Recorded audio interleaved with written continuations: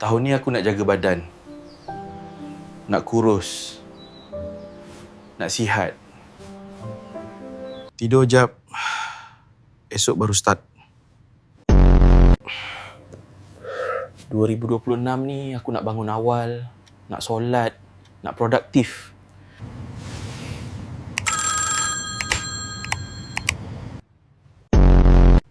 Aku nak stop gula. Nak makan clean.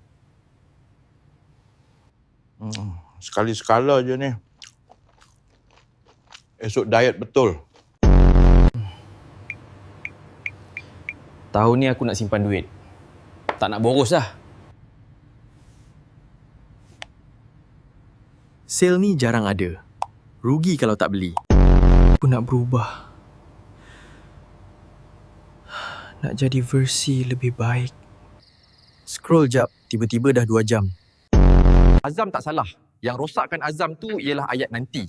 Kalau setiap hari masih sama, jangan salahkan tahun baru. Yang lama tu, cara hidup kau.